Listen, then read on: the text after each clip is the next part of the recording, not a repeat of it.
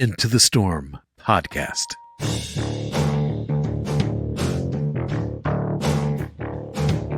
the power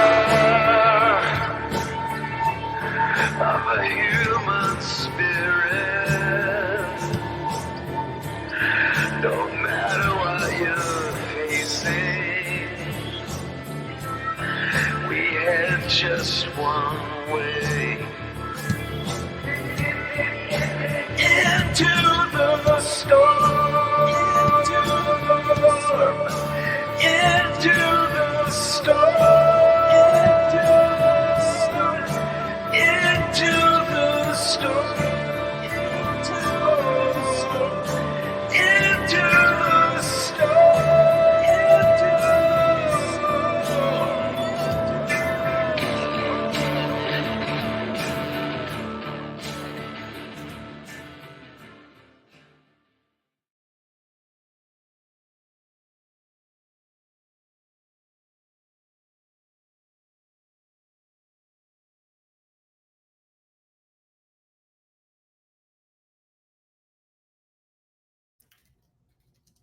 What's up, guys? Welcome to Into the Storm podcast. I'm here with our special guest, Mike Claudio. Really appreciate everyone taking the time to come and check out the conversation. I know Mike's going to bring it on today's podcast, so I'm looking forward to everything. So how you doing, Mike? Doing great, man. Doing great. Awesome, man. How's your summer went? So far, so good. It's been August was a really busy travel month for me. So we got like baseball for the fall ball for the kids are starting next week, and so I'm going into more of the hunker down and be home for a while after traveling for a little while. So I'm looking forward to that. Good deal, man. Well, guys, if you don't know Mike, man, you really need to check him out. In the description there, I'm going to put all the ways to kind of find Mike and follow him on his podcast and all the different things that he's got going on. But we want to get right into the content because I want to I got a lot of questions I want to ask brother and pick your brain as much as possible. Guys, there's people that are talkers and there's people that are doers. Mike is one of the premier doers out there. So if you can, connect with him and feed off of his energy as much as possible through social media, or if you get an opportunity to hear him speak from stages, I know he speaks from many stages, has a lot of opportunities in that world. So just look him up and you would be a much better person to have come across Mr. Claudio. So thanks for all that you do, Mike. I know you make a lot of impacts on a lot of folks, and I know a lot of people are looking forward to this interview and really put the pressure on me to try to pick your brain as much as possible, man. Let's do it, man. I appreciate it. I appreciate it a lot. Good deal, man. Well, first of all, can you share a little bit about your entrepreneurial journey and how you transitioned into coaching? Sure. So, look, I've done a lot of podcasts. I'm not minimizing the question, but there's a lot of really long podcasts out there about the stories. I'm going to do a snippet and we get into more of the tactical questions. But yeah, so I started out in corporate America, transitioned into construction space about 12 years ago. Spent 2.5, 3 years in the remodeling space. Spent 2.5, 3 years in the roofing space. Both of those were actually from an employee perspective. I was a key leader, like number 2 in the company, but my first actual business that I owned was the business coaching company. And I don't tell the story often because I dealt with imposter syndrome literally to this day, that I became a successful business coach. And the first business I owned was the business coaching company. And, over the last 6 years, I've started, probably 6 or 7 different companies in that time period. And so I am a serial entrepreneur now. But I dealt with a lot of imposter syndrome for a while because when WinRate started, very similar to where you are now, I started out in the sales and marketing training spot, which is what my expertise absolutely was in. And then as I personally evolved and professionally evolved and I got better at other things, my coaching evolved and what people wanted from me evolved and the questions I started getting asked evolved. And so at this point, I believe I am a business expert. I believe I know all things business, to the extent of I understand each department better. I'm not like every business ever, but I believe I'm a very robust, well-rounded personal life and business coach. And so that's come with a lot of lessons learned on my own journey. Everything I coach on, I'm sure very similar to what you've showed me and what you're doing with your program, are things I learned by doing. And Right. So, I'll tell you, my entrepreneurial journey is different than my business owner journey. I think a lot of people, need to hear that, because just owning a business doesn't make you an entrepreneur, and being an entrepreneur doesn't mean you own a business. I was very entrepreneurial in my way I operated, the way that I owned my roles, and the way I treated a business as if it was mine, even when I didn't own it. And so I kind of did the job before I got the job. And I think a lot of people think like you start going to like LegalZoom and start an LLC and now I'm an entrepreneur. The fuck you are, man. The hell that you just ain't. That you just not. It's just that's not true. And so I was entrepreneurial and I was a really great leader before I started a company. And so my entrepreneurial journey started leading other people's companies. And then I started my own, and now I currently run 4. And so that's I think that's I've never told the story that way before, Ken. This is you got a unique answer, sir.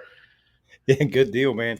Well, let me ask you this. So, obviously we keep evolving as we, grow in our business and all phases of our life. But what were some of the pivotal moments, or maybe just one, that shaped, your philosophy as a coach?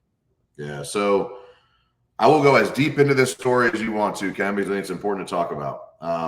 I was a people pleaser. I was work hard for everybody, ask for nothing, do everything for everybody. And so the pivotal moment for me was at the end of 2019. I attempted suicide. And it was like one of those seasons that like you kind of remembered as if you were like you were in the audience of the life that you were living, kind of like an external almost perspective of it. And I ended up having a double hernia surgery in November of 2019. And I think, after surgery, it was one of the more painful surgeries I've had. And I think it was like the Oxycontin that they prescribed post-surgery to kind of let the floor fall out. But I was pretty much laying on the floor already. Right. And I spent a lot of time being what everybody else told me to be for a really long time, Ken. And like I went to college like I was supposed to and failed out. And that was a very hard season for me with my parents. Went to corporate America and like that didn't work out like it was supposed to. I was making 160 grand a year and I was fat and miserable. And I went into this entrepreneurial space and win rate was like a year old at this point. And I had happy client. I did everything that I thought I was supposed to do as a human, as a man, as a husband, as a son, as a father. Like I had checked the boxes, man. I did what I was supposed to do. I was supposed to be happy now. Right. And I did it for all the wrong reasons, man. I did it other people's way. I did other people's standards. I did it in certain ways that just to be liked or be included or to have friends. And, there was a night and I put like an entire vial of Oxycontin in my mouth. And like, long story. But like the next several months were hard. Like it wasn't like that was the only time I was at the point where I was literally ready to be done. And there's a long story behind that where the electrical keypad to my gun safe died. And if I could have gotten into my gun safe, I'd be dead. I'm telling you that right now. Like zero doubt in my mind, if I could have gotten access to my gun, because we had moved houses and in that move, we lost the key. The keypad was dead. We were waiting on the key to come in the mail. Like it was like the perfect God scenario here where like I got to rock bottom. And to get out of that, I made a decision that doing it for other people, doing it other people's way, doing it other people's standards was what led me to that point. And so I said, okay, so I don't know what I'm supposed to be. I don't know how to survive this, but I know this way isn't working. And so in that moment, I started making decisions every single day related to what I thought was best at my standard. And it was like, people ask me like, Mike, when did you become so comfortable just being yourself? That was the moment that I made a full-blown attack, a full-blown emphasis on doing things my way at my standard for my reasons. And not caring about what people think about it. Because there's like, I care what some people think. You're supposed to care what some people think. Like I have people I care about a lot that like, it should matter what they think. But I stopped carrying any negative impact they might have for me doing what was best for me. Right. And there's so often high performers mute themselves or dilute themselves or hold back or pull back because the full version of them hurts people because those people can't handle me. Right. And so instead of letting them evolve themselves or evolve out of the scene, I would quiet myself, dilute myself, minimize myself, like, whatever you want to call it. Mm-hmm. And in that moment, I said, every decision I make has to be 100% for me or I can't do it, because in that we'll say 3 to 4 month season, which is like, this is like the December before COVID comes. So I like literally 4 months later lost my entire business. I went from 30 grand a month to $1,000 a month overnight. And like in that, there were still days 3-4 months later that I was like talking myself out of throwing myself in front of a car. And it was just one win. So win fast went off, and as much as it's a tagline for win rate, and it sounds cool to say, and it's like I chant it at events, win fast went off, and for me was, if I don't win the next decision quickly, I might die. And the next decision was as simple as get out of bed, don't drink today, be positive, work out, kiss your wife, hug your kids. Like, it was the little things that fast and often created the winning streak that ultimately turned me into the person you know today. That was, that was 5 years ago. And in that transition, I learned that my standards for myself were so much higher, and the excuses that I were utilizing to give myself permission to not try were irrelevant. And when I broke free to say my standards are actually way higher than I've been giving myself credit for, and the excuses I've been using are way weaker than I was giving myself credit for, that's what literally changed everything about how I coach, how I lead, the man I am, the husband I am, the father I am, the athlete I am, the way I love people, the way I take care of people, the way I push people out that don't deserve it, because I'm a firm believer that not everybody deserves the best version of me, because the best version of me is a vulnerable person. The best person, like the best version of me is vulnerable, because I give endlessly. I'm a giver. I give, and I give the point that I'm empty, the point where I was so empty, I didn't want to be alive anymore.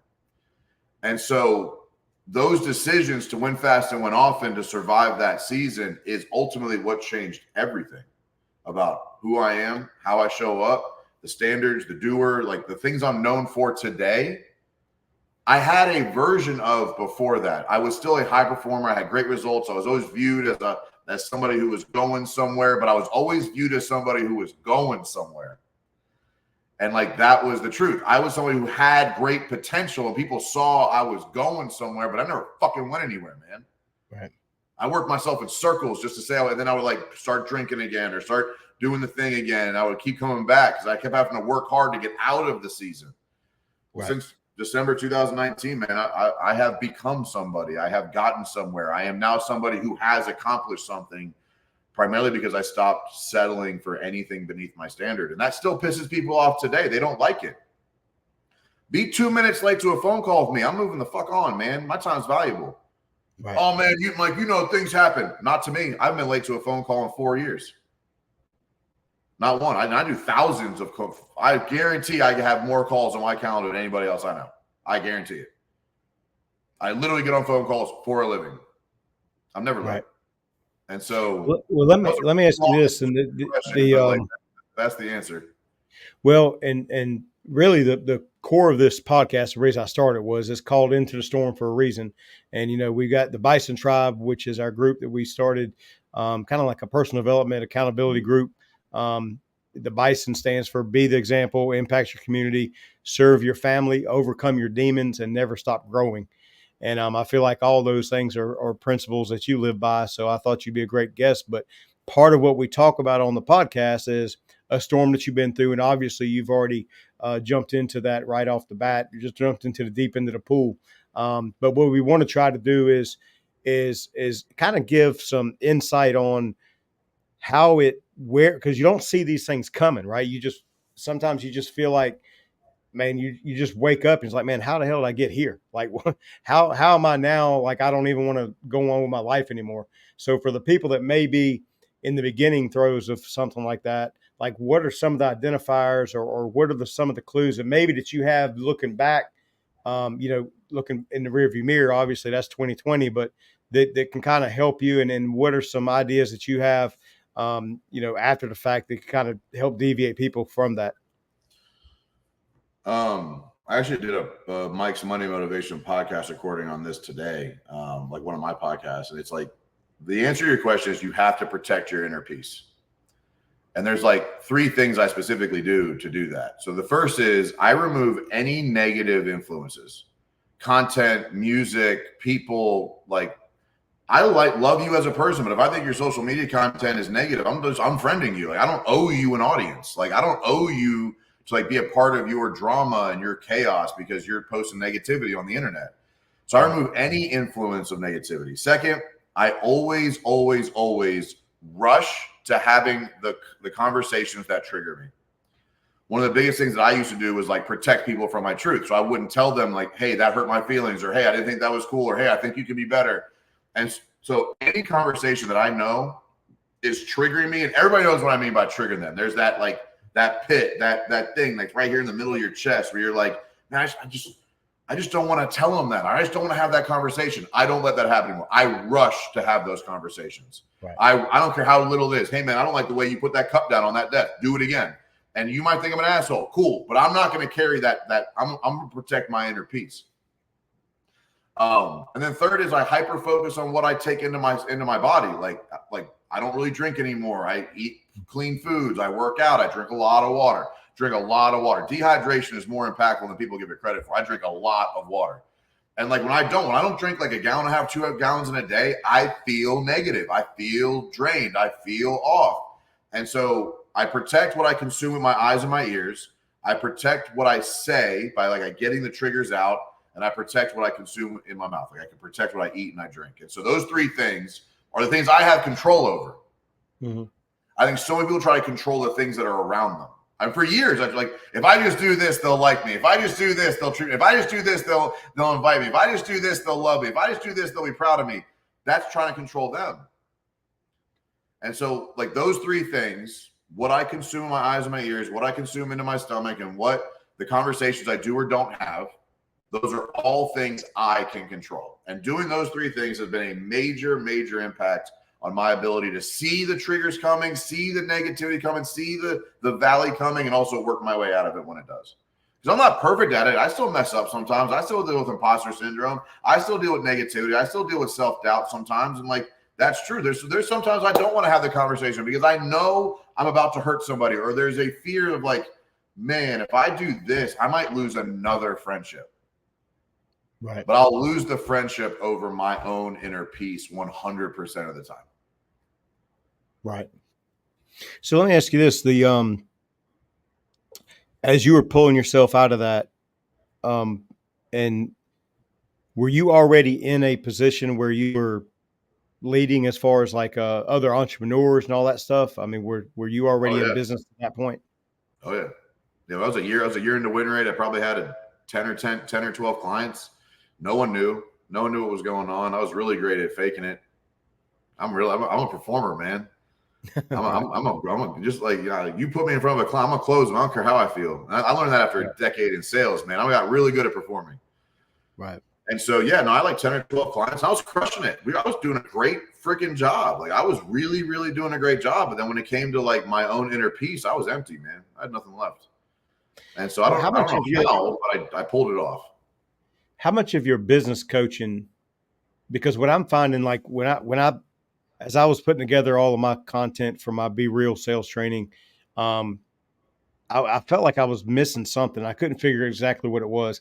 And then it became the first chapter of my training. And it's like the first thing that we do, the first Zoom call that we do with your team, or if we're in person or whatever it is, but it's be real with yourself. So the first thing is digging in on the person. Like how much of what you do now, especially based on your history, is based towards fixing the person, not just the business? I would say it pivoted for me probably around this 2-year mark of coaching. Because at that point I had like been through like fix the company ran, company failed again, or backtrack, not failed, but like backtrack back to the same thing. It's like those like restaurant shows where they come in and they change the whole restaurant and they come back 6 months later and it's all back to shit, right? Right. And so I realized that if I really wanted to create lasting change, I had to change the people, And so I would say it's probably my 2nd year of coaching when like my mindset or the approach or like the order of events of coaching really pivoted from business tactics to personal management. So it's a huge part now. Like I'm definitely a therapist at this point. I'm 100% just a CEO. I'm an 8-figure CEO therapist. That's just what I am. Because I think part of what makes me hard to be friends with for a lot of people is I'm going to tell them the truth all the time. Makes me incredible at leading 8-figure CEOs because no one else will tell them the truth. Right. They're the most successful person in their ecosystem. They're at the top of the food chain. They have the most money, the best stuff. No one wants to tell them where they're failing. I love telling those people where they're failing because no one else will tell them. It's like the prettiest girl at the bar. The prettiest girl at the bar never gets asked out. Ever. Not really. Because everybody's afraid, or she's probably taken, or like she's the hottest one. Like, no, like typically the hottest girl at the bar is the one not getting talked to. Right. And so like the hottest guy in the room, the most successful entrepreneur in that town, no one's looking at saying, man, how could you be better? And they know it. Those guys are keen on understanding when they're stagnant. They feel it. It's like this storm inside of their body. They feel chaotic. They feel stressed. They feel the loud voices in their head. Like they feel that when they feel stuck. I'm the one to come and say, no, this is where you're stuck. Stop doing that. Do this. And like, I'm not afraid to tell them the truth. I'm just not. That's what people pay me. People pay me to tell them the hard truth. And I'm very, very good at that thing. How do you, I know a lot of the entrepreneurs have every one that I know deals with, imposter syndrome and all that stuff. Do you ever really outgrow that? I mean, because every level that you go to, there's another level you want to try to reach, and then you don't feel like you're really worthy of that level. Like, at what point do you stop feeling that way? So I would say, I'm going to try to explain it the best I can. The feeling doesn't go away, but the size of it and the duration of it changes.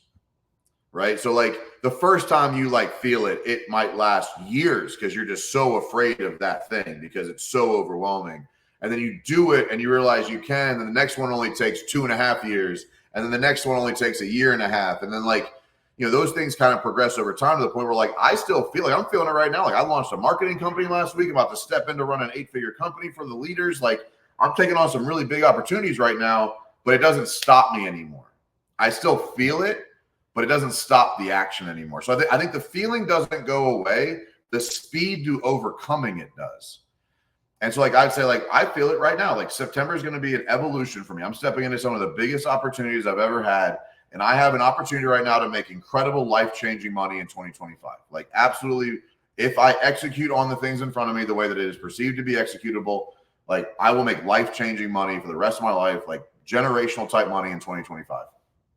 And so that's intimidating as shit, man. Like I'm not above that. Like that's still life-changing money, still life-changing money, man. Like it doesn't matter what level you're at. And so, but my speed to action and my confidence in action has changed drastically. But I also force that. Like I've talked about this a lot on my podcast and in my book. Like every year I do something that gets me out of my comfort zone so I can prove I can continue to do. Like there's nothing more humbling than going and becoming a novice at something. Mm-hmm. And like it used to be, I ran a half marathon. I biked 100 miles. I started doing jujitsu, started doing long range shooting.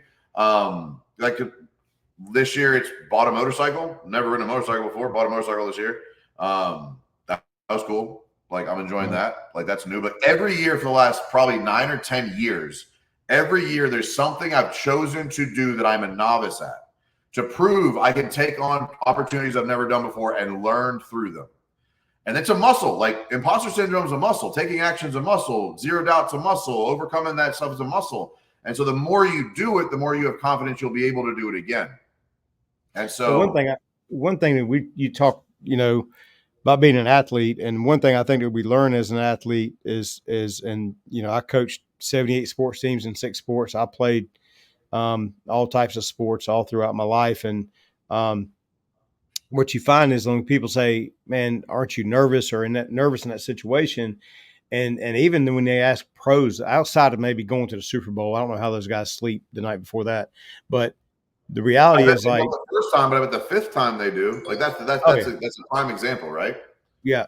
But it's just not knowing. It's like, it's not viewing that as nerves as much as it is like anxiousness to feel the euphoria that you have during those moments. Like to get out of your comfort zone isn't necessarily uncomfortable. Some people just feed off of that. Like they just enjoy that new thing, that new venture, that new, challenge. Because that's what gives you life, man. It's like, it can get very boring and stagnant without that. And a lot of entrepreneurs can't I don't think can live in that. Like I'm reading a book now. I'm probably 2/3 the way through it, and you may have read it, but The Gap in the Gain. Yeah. And It's been a just while. I've read it. Yeah. yeah. So I'm going through that now, and it's like parts of it is like it doesn't match up with like the entrepreneur mindset in some ways because like if you're looking back at where you came from, it's almost like you're giving yourself a pat on the back for where you came from. But then I also see how it can help with the mindset of because you're always chasing an ideal or a summit that you can never reach. And I think that's where a lot of the entrepreneurial world spends so much of their time of feeling like, man, they're just not there. They're not there. I mean, when do you ever feel a sense of satisfaction? You know what I mean? Because you're always in the gap. You're never in the game. So can you speak a little bit on that and how you Yeah. coach specifically on how you coach entrepreneurs who face that? Because you know that they're all Yeah. there. So I heard something probably 4 or 5 years ago from Ed Milet, and it was the term blissful dissatisfaction. And so I've kind of like put my own terms on there. I'm going to swing that. But the basic concept is you're allowed to be happy today and not be done yet. I think people like the social media coaches and the social media influencers are on the line saying like, if you're not ever, you suck and you shouldn't be happy. That's the kind of the theme on social media.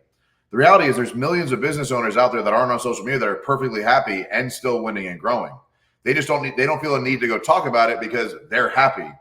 And so there's a small amount of online influence of people who are winning and growing and scaling and battling to be better and are also happy because they don't feel a need to post about it because they're just happy.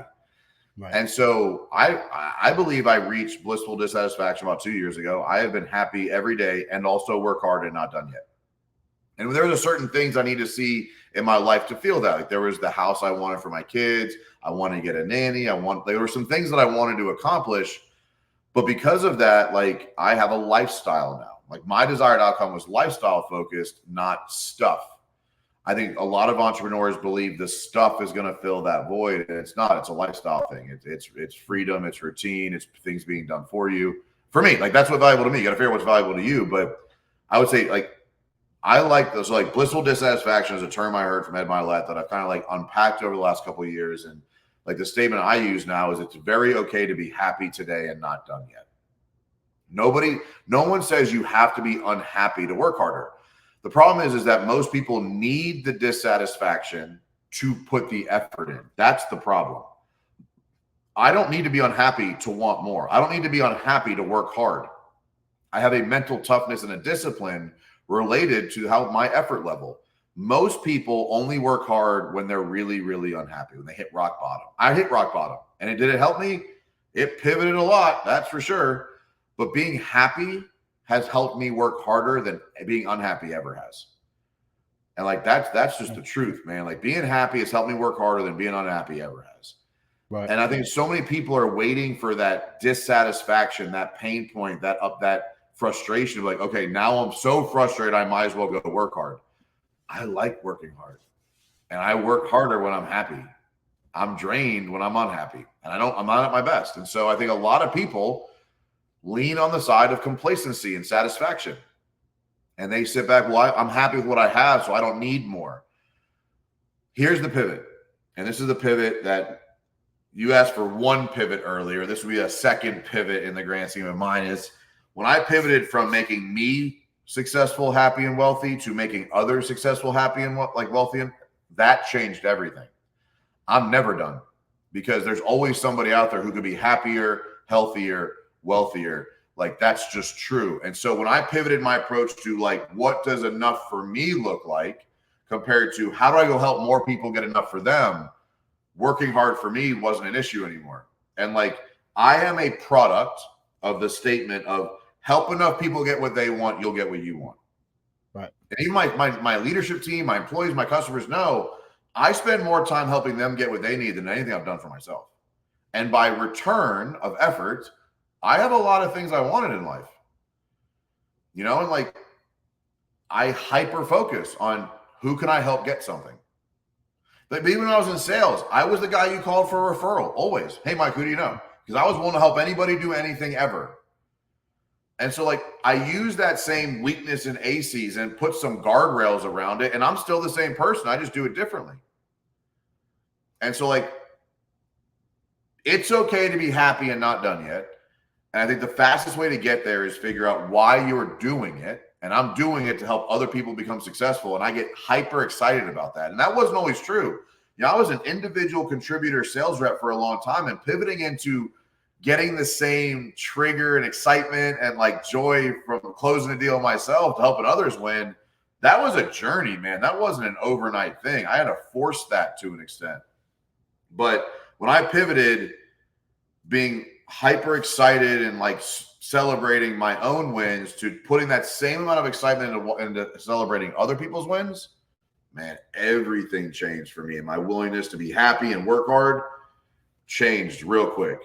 And I think I'm fortunate in the fact that I've always lived in that. Like I've being a coach, I knew when I was 12 years old I wanted to be a coach. The coaches in my life were really the most positive thing to have going in my life as a child.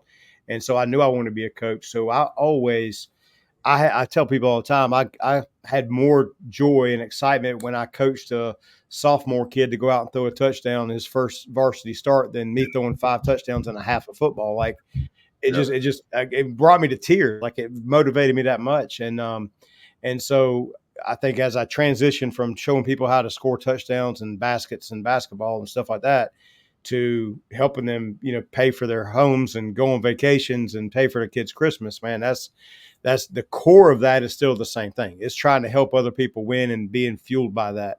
And I know that that's the fuel that, man, you just can't put that out because there's no putting that fire out because there's always, like you said, there's always other people. Like I get on calls and I get in a WhatsApp chat with my teams that I'm coaching virtually.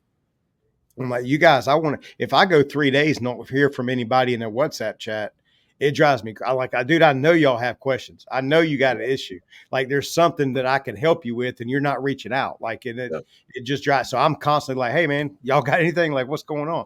And it's like, it's just that burn. And do I have to do that? No, man, I don't have to do that. Like, you know what I mean? Like they're paying me either way and I'm going to be on the call every week, but it's just wanting to see other people win, man. So pivoting a little bit off of that, but really in the same vein is like, what's the success story from your coaching experience that stands out to you to where, you know, you did make that big impact and made that change that, you know, you see the change that you made from where you were 5 years ago to now. Is there somebody, you know, and no names or whatever necessarily, but just a story that you were able to help influence and impact someone to that magnitude? You know, the truth is, man, like it'd be hard to pick one. Like there's probably 4 or 5 that stand out. You know, there's people that really buy into the concept of personal development is professional development, and those are the people that I help the most. You know, I've helped people lose 80 pounds. I've helped people make millions of dollars. I've helped people exit their company. You know, I've helped people save their marriage. I've helped people quit porn. I've had people get sober. Like, how do you measure that, man? Like, I don't know if you can measure any of that. And I've helped some people do multiple of those things. And so, but here's the truth though, man. And like, this is speaking at you, if not to everybody else. Like, I've helped hundreds of thousands of people I'll never meet. I get DMs all the time from like, hey man, your YouTube channel saved my business. I hope to be able to hire you one day, but thank you. So like, there's probably bigger stories that I've impacted people that I'll never hear from and never know about and never talk to. Like, you know, I get 50 to 100,000 views a month on YouTube. Like, I know I'm impacting people. You know what I mean? And so, like, I'm gonna tell you this. One of my I am statements is I am a life changer because I started with my own. Right. My biggest success story in coaching is me. I am the best client Mike Claudio has ever had. And like my journey, because like, I don't know if you know this, like I used to be 330 pounds. I used to have a job making 40 grand a year. Like I used to drive busted up cars and like I used to have a drinking problem. I used to have a woman problem. Like I used to do a lot of stupid shit. And like the best client that Win Rate's ever had is Mike Claudio. And because of that, and because of my constant focus on getting 1% better every day, I've impacted a lot of people on the path that I've paved behind me. Good stuff. And I truly, truly believe that I am the best client Win Rate's ever had. Like I am the greatest success story Win Rate's ever had because I created the lane. Like there wasn't a lane that I have. Like there wasn't a program like I've built out there. Like I built this. I created this. And so everybody who's on that journey behind me that's had some level of success is because I led the way. And I don't think I've ever said that out loud before publicly, Ken. Like that, you got a lot of firsts today, bro. But like I truly believe the greatest client success story of win rate is Mike Claudio. Good stuff, man. Well, let me ask you this: as a coach, when you're that passionate about helping other people, how do you deal with the frustration? I know that you have it. There's no way you don't. If you're passionate trying to help other people, when they don't follow the advice and they don't do the things. All right, this was a big lesson learned, bro. This was a big one for me, and this has helped me a lot managing and leading the coaches on our team, right? Because we have 8 coaches on the win rate staff, in addition to myself, and so every one of them dealt with this problem. And so, can I tell you a story? Yeah, man, go for it. So there's a story that led to the answer to the question. So I remember the first client I had that I was sure I failed. I was sure of it. Like they would show up to the calls, but nothing was changing. They'd show up. They would show up again and apologize. They'd miss a call here or there. Like I was sure this was going to be the first failed client experience in win rate history. This is probably 3 years ago. Like I was probably 2+ years into coaching. And I was like, this is the one. This is the one that asked for the refund because I've had 100% refund guarantee in my contract since day one. And we've never given a refund on someone who's completed the contract. We refunded some people who like just weren't a good fit, and we're like a month or two in, like, hey man, like this isn't for you. I'm not for you. You're not for me. Here's your money back, man. I appreciate everything. But I've never refunded anybody who completed the contract and was like, this didn't help me. Never. Right. I was like, this is going to be the first one. I remember I was anxious for the last 2 months of the contract. I was anxious of like every call because like we weren't making any progress. And I was like, this is going to be the one. I'm just waiting for him to show up to call, ask for a fucking refund. Like this is going to be the one. And at the end of the contract, I was like, hey, man, it's our last call. Thank you so much. He's like, no, man, I want to renew. And I remember I took my hat off and I'm like, why? Like, I swear, man, for the last 6 months, we ain't gotten shit done. Why are you interested in renewing? It don't make any sense. I was completely prepared for you to ask for a refund, not a renewal. And his answer changed my life forever. He goes, look, Mike, like, you're not wrong, man. I did not do a lot of the things you asked me to do, but I did more than I would have without you. I get chills thinking about it right now, man. And in that moment, I realized it's not my job to get them to do everything I want them to do. It's my job to get them to do more than they would have without me. That equals a return on their financial investment. That's my whole job. My only job is to get them to do more than they would have without me. That is equal to a return on their investment. And that changed my approach to coaching forever. And it changed the frustration. It changed the angst. It changed a lot in the way that I show up for people, because I used to get really frustrated. I used to get like mad at clients. I'm like, just do the fucking work. And like the reality is it's not my job to get them to do the work. It's my job to make them better than they would have been without me. And that might mean their marriage is solved. It might mean that they quit porn. I didn't even know about it. It might mean that they quit drinking or they quit that thing that they didn't want to talk about, but I helped them do that. That client changed my perspective forever on how coaching agreements and how the relationships would look. And look, I have clients right now I've had for 3 or 4 years. They're lifers, man. And my mindset shift on it's my job to get you to do more than you would have without me. Not everything I want you to do, but more than you would have without me. That equals a return on your financial investment. As long as I'm doing that, you'll stick around because it's worth it. Right. And like that perspective shift has changed everything. It's changed. It's really helped my coaching staff because they deal with a lot of imposter syndrome, because it's easy to give advice until someone's paying for it. And then all of a sudden, all the expectations change, right? Right. And so that pivot has really helped my coaching staff fall in line and really find a groove in the coaching space, because, you know, they carried a lot of pressure on like getting them to do everything. And I'm like, look, guys, like that's our goal in business is win rate consulting. We are not in their business. We're not there every day. We cannot get them to do everything we want them to do. Our job is to get them a return on investment. Mm-hmm. So get them to do more than they would have without you. And that might be this much. That might be 10% of what you want, but that's right. 10% more than they would have had without you. And that mindset shift changed everything for me. God, it's tough, man. Because it's like, guys, if you just do this and do this and do that, it's like, man, it's very hard to Because like you want to just call and you're not running the company, but you want to just like call or just get on a plane and fly there and just like, hey guys, why aren't y'all doing the stuff, dude? Like you want to lose your mind, like, and it's not your company, but it's like, dude, it's like that typical leading the horse to water thing, like, Yep. and it's frustrating, man. But so I really appreciate that advice, and this, I can definitely see stacking some wins with that mindset because it gets tough because if that's your only purpose, it's not a matter whether the check hits every month or not. It's not to me. It's more about, Money man, becomes irrelevant. what is your If you feel like you're letting people down, the money don't matter. yeah, exactly.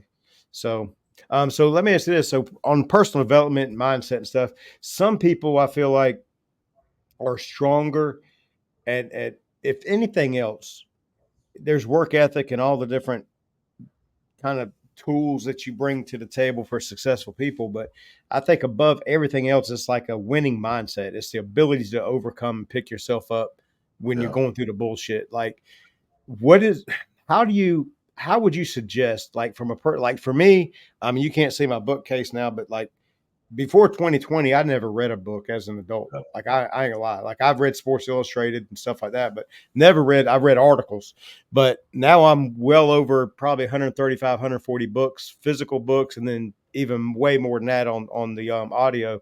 But what are some personal development and mindset things that you could kind of recommend for people, and like what percentage of your time? Like I know I was just on with Ammon McKinley on my Be Real Sales podcast and talked about books and stuff like that, and he really introduced me to a lot of the sales book type stuff. But I'm more about, you know, the Ed Milet's and the guys like that, you know, John Maxwell's and stuff like that. But give me some kind of tools that you can kind of hand off to some of the entrepreneurs out there and people want to kind of get better personal development mindset.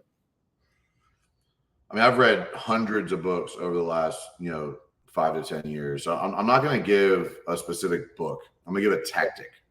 Yeah. So I believe that I am my best coach because I am with me all the time, right? I can't hide from me. There's no decision. There's no action. I can't hide from me. I am my best coach. And so the reality is I'm not always in the best position to coach myself.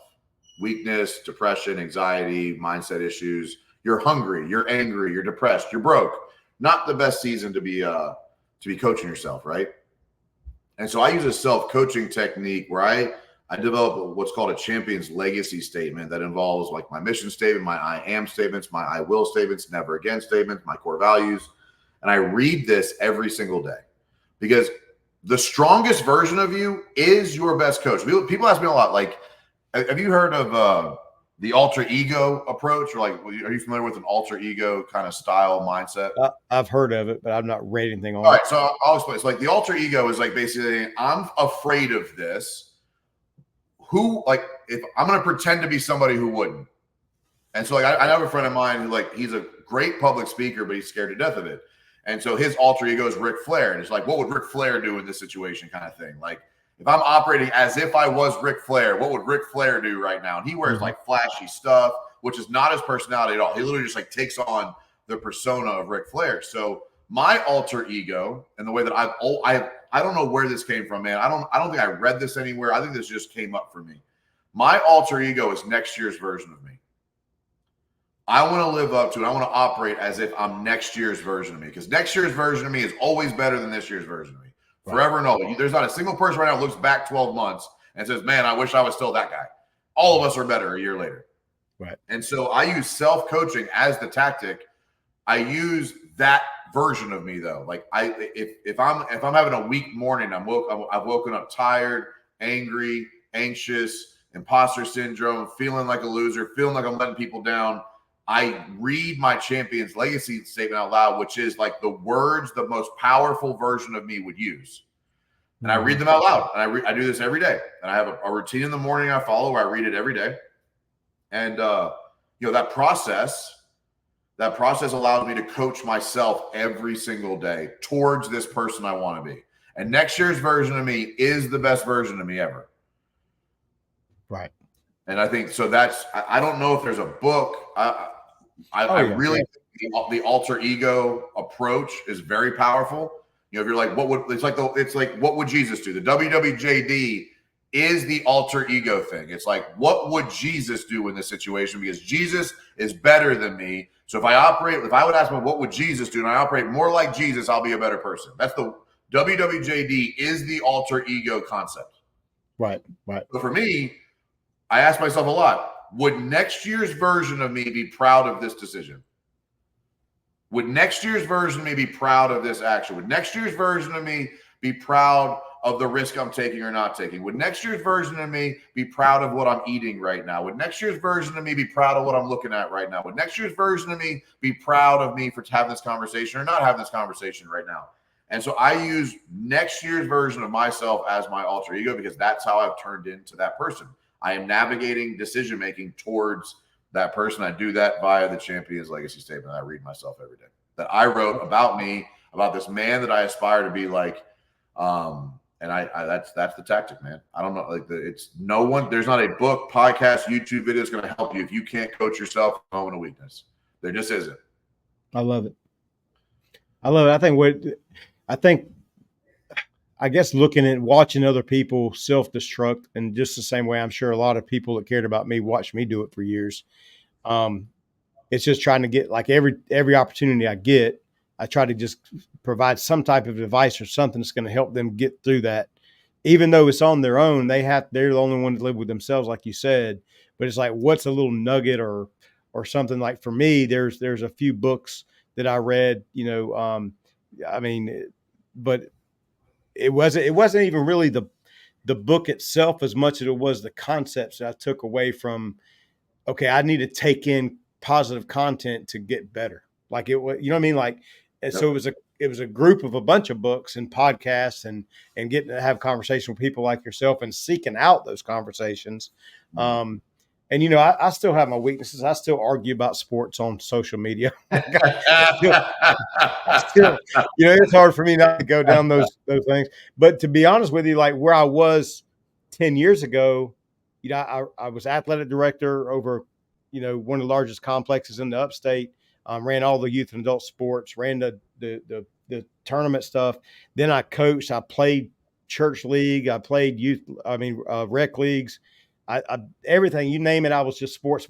Then Saturday and Sunday, it looked like Wild Wings at my house, dude. I had 4 TVs set up in my living room. Like it was like from 9 a.m., and when they started talking about the games until the West Coast games went off.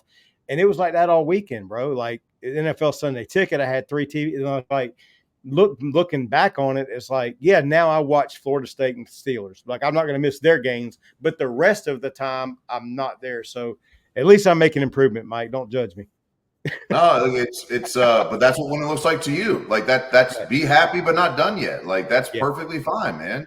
Yeah. There's like what you just said is a prime example of what we talked about earlier today in this episode, right?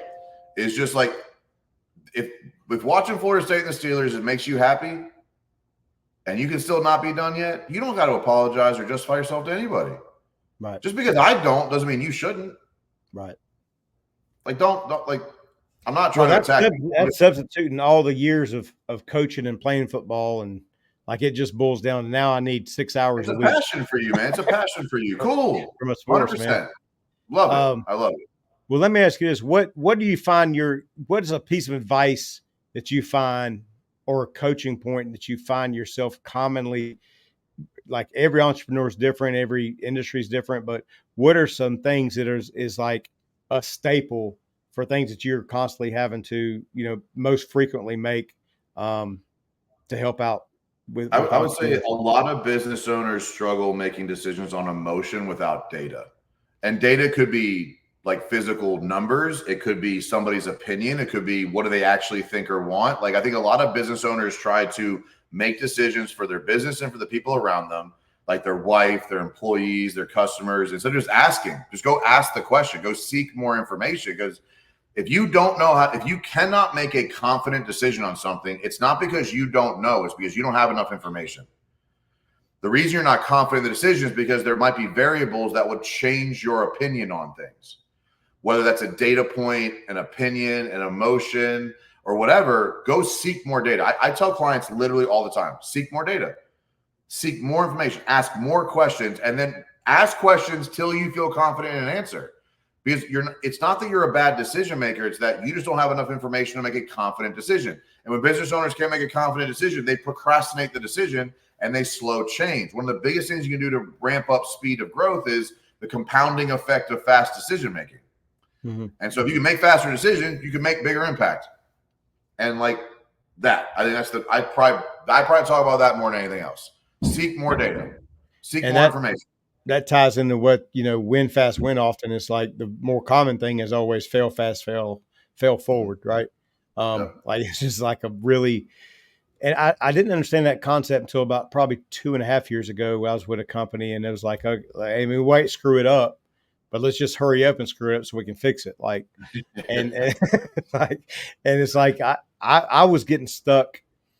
And I can admit this, but I was getting stuck in not wanting to make that mistake. And it's different when your name isn't on the door. Like when your name isn't on the wall, then you get stuck when you're handed the kind of keys to the vehicle and it's somebody else's business. And they're like, well, man, just go figure it out. But then you get stuck. Like you don't want to make a mistake because it's not your company to make the mistake with, you know what I mean? So it kind of gets tough. And now as my, owning my own business again, it's a little bit less stressful in some ways. It's more stressful when you care that much and it's not your car. You know what I mean? Like, and you're driving 150 miles an hour. It's like, yeah, fail fast, fail often. Well, am I gonna then wreck the car? And you're gonna be like, well, damn, I didn't mean for you to do that. Yeah. So it gets a little tough, man, depending on your position. So you're talking about, your future self is what you judge yourself against. What do you find would be if you gave yourself your younger version of yourself some advice? What would that be?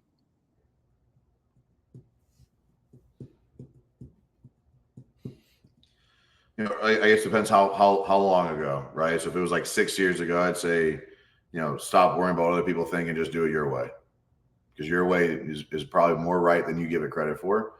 If it was like 3 years ago, I'd probably say dream bigger. I believe that I have built a bigger reputation than I give myself credit for sometimes. And I think that causes me to kind of like pull back a little bit and be a little less aggressive with the mission. If I look 20 years ago, stop fucking drinking, I would have said, like, put the bottle down. But the reality is, man, like, I am blissfully dissatisfied. Like, I am a very happy person right now. And that includes every step I've taken so far.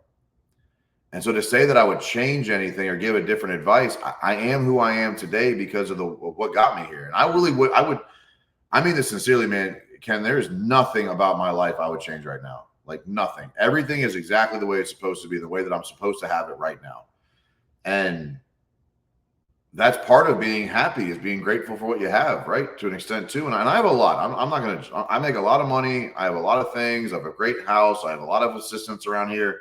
Like I have a great life, but I've lost some things too over that journey and still maintained happiness. And so like my advice to somebody that's or a previous version of me would just be, stay the course, man. You're going to like it. Like keep going, don't give up yet.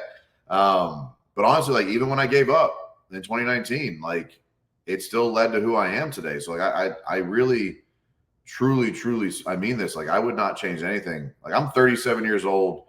I currently run four or five companies that do tens of millions of dollars. I have a very happy wife, a great relationship with her. We homeschool our kids. I get to spend a ton of time with them. I work from home. I have an assistant. I have a nanny. I have a chef. Like I built it exactly the way I wanted it, man. And the entire story's part of that building block. So like my answers are kind of what I said. But honestly, if I give that advice to that person, I wouldn't be where I am today. Right. And I feel like that's a big part of the conversations I end up having with a lot of people too, is like where they're at now is just where they're supposed to be. Like there's lessons in what you're going through. And I'll just go ahead and share this, man. But my brother, just came home from the hospital yesterday. He's already lost his leg, lost his wife to cancer. He's only 47 years old. And then he's on dialysis, and then turned around and lost part of his foot this past week, not knowing if he's going to lose his whole foot. And so, like, where he's at in life, it gets to where it gets hard for me, because now I'm the oldest of the family. Like, I'm the patriarch. We have no grandparents, no parents, no. I'm the oldest. Like, everything falls back on me as far as trying to lead and give that fatherly advice, to grandfatherly, like all the advice. Everybody is like, I'm not saying they're coming to me, but I just feel that weight, man. And like, it just gets hard. You almost feel guilty at times because your things are going well for you. And I took the lessons that we learned from our childhood and the things that we had to deal with there, and I use those as lessons and fuel for my fire. And so sometimes I feel like a lot of that weight is being carried by some of my other siblings that were in the same situation, but they look back on it like it was a curse and like they can't get out of this. And it's like, Yeah. man, it just, and I know I'm being vulnerable in this moment, just kind of sharing this with you, but that's what the podcast is about anyway. But it just gets hard, man, sometimes to give people advice when they're in places in darkness that you've not been to. Now, have I been suicidal? Very much so. A 33-year marriage ended for me in 2020. I was making the most money had ever made. Had got in the roofing industry, was selling, making $8,000-$10,000 checks every week. And it was like, and at that time she left while I was on a trip for celebrating, selling the most roofs or whatever. We was in Florida, Key West or whatever. And I watched as she moved out of my house while I was on my home cameras. Like, so fast forward 3 weeks, man, and I'm in the same spot that you were in. Like, I'd handwritten 3 letters to my children. And I was out there in the weight room out there in my converted carport. And I mean, I was right there, dude. I was just sloppy drunk, man, and just did not care. And so I've been there, but all I had to do was sober up and shift my mindset. Like, he can't just sober up and shit. Like, he still doesn't have a leg. He still has to go to dialysis all the time. Like, I don't know how to advise that. I don't know how to lead from my place of where I'm supposed to be. All I can do is say that the Lord has you. You have an opportunity now to make impact on people. The dialysis, when you go down there, there's people that have that negative mindset, that you can be the light that kind of gives them some positive. And I kind of have a saying, and it can be right or wrong, but I don't really trust people that's not been through some shit. So, like, unless you've been through some stuff, I have a lot of friends that have a similar story of you, of alcoholism and all these different things. I grew up in that world. That didn't end up being my demons, but I had others, right? So we all face some bullshit. But if you haven't been through some shit, I don't trust you. That's why I love my brother so much, because I know what all they've been through. But his just continues to keep fucking piling up, dude. And like, I don't know how you, I don't even know. I'm not necessarily saying I'm looking for advice from you, but I just want to share that. It just, it's tough, man, to give advice to people in positions that you've not been in, when they're at depths that you've not reached. So can I give you advice on that? I'd love it, man. Because I've coached a lot of successful people through some darkness, right? Because everybody deals with it. I don't care how people look on social media. Everybody deals with darkness. So when I look at the I am statements and the man I want to be, I answer 2 questions. Like, who do I want to be and what do I want to be known for? So I challenge you to ask your brother, who do you want to be and what do you want to be known for? And he has the opportunity to operate as if he is that man, with or without his foot, with or without his leg. He has the ability and opportunity to say, I want to be known as a positive influence. I want to be known as somebody who wasn't held back by this. I want to be known as somebody who accomplished impact with or without a foot. I want to be known as a dude that made an impact without a foot, because everybody else has 2 feet. I got a half a foot, and I still kick people's asses, right? I want to be known as a champion with a half a foot. If he says that every day, like I told earlier, that champion's legacy statement, this is when he has to prove it. If he wants to be known as somebody who's impactful, this is when he has to. It's easy to be the person you want to be when everything's going well.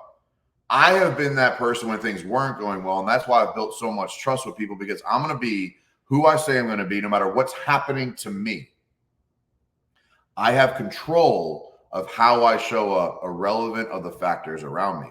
And so I would challenge your brother to answer the questions of who do you want to be and what do you want to be known for? Because with or without feet, you can accomplish that. Mm-hmm. And if you allow the feet to be the reason you don't, this will be the end of you. Like the version of your brother that he wants to be dies in that moment. Right. And that's the problem, is that people die. They end up like zombies walking around miserable, anxious, depressed, drug addicted, doing all the things they don't want to do because the inner peace is gone. Not because he lost his foot, because he stopped showing up as the man he wanted to be because he lost his foot. The foot becomes the victim. He becomes a victim of his foot. Right. And I'm saying this in a very like direct, this is a huge deal. Like, this is a big fucking issue, man. He lost his ability to move. That's a major, major impact to the routine. But if he truly wants to be known as somebody, and he truly, like, who do you want to be and what do you want to be known for? If those are real statements, this is when he earns that badge, not when everything's going well. Right. Can he be positive? Can he be impactful? Can he be a champion in this moment? And then no one can take that from him. No one can take who I am away from me. Because I was that person, whether I wanted to or not, whether I could or couldn't, no matter what I had or didn't have, I was the man I say I am. Mm-hmm.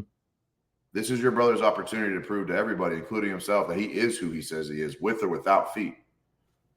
Well, and this is a much more serious version of this, but like when I coached, kids would like not understand, especially in basketball, we would be losing by 12 points at halftime, and I'd be in there excited. Like I'm like, man, this is awesome. And they're like, what the hell's wrong with you?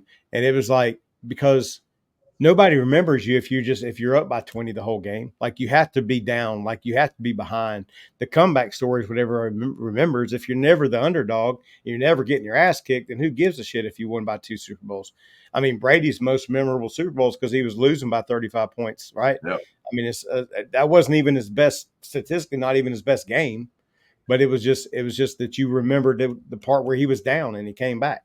And it's the reason that why I separate the great basketball players, Jordan and Kobe, is because in the clutch moments, they were only clutch because they were losing. Like, yep. You don't have to win a game-winning shot unless you're losing the damn game.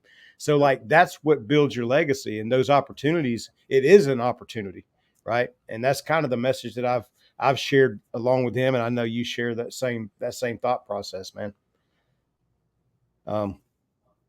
Good deal. Well, that's great advice, man. So, in closing out, man, I really appreciate the conversation, man. Some great advice. Anything in closing? You got some big stuff you want to guide people towards, or anything like that?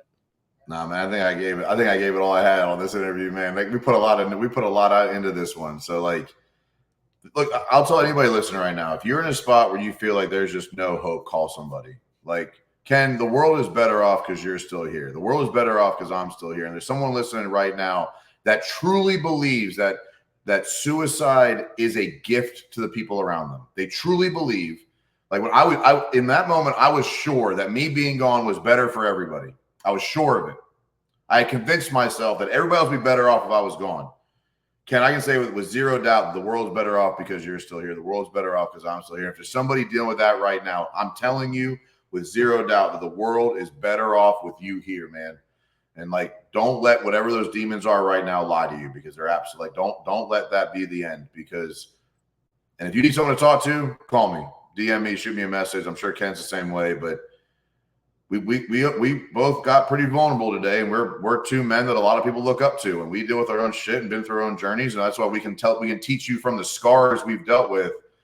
I am 100% sure that the world is better off with whoever you are in it. I promise. No doubt, man. That's awesome, guys. And going back to Into the Storm, the podcast, the Bison Tribe, what we stand for, it's about seeing the storm and going towards it.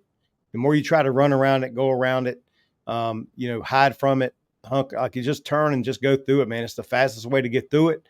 You're going to really grow from it. Just understand that every opportunity to go through tough times is an opportunity to grow and get stronger. And you got a lot of people out there to care about you. Again, just like Mike said, whoever's listening to this. But as we always finish off the podcast, we say, always be yourself, unless you can be a bison, and then always be a bison. Till next time, we'll see you guys later.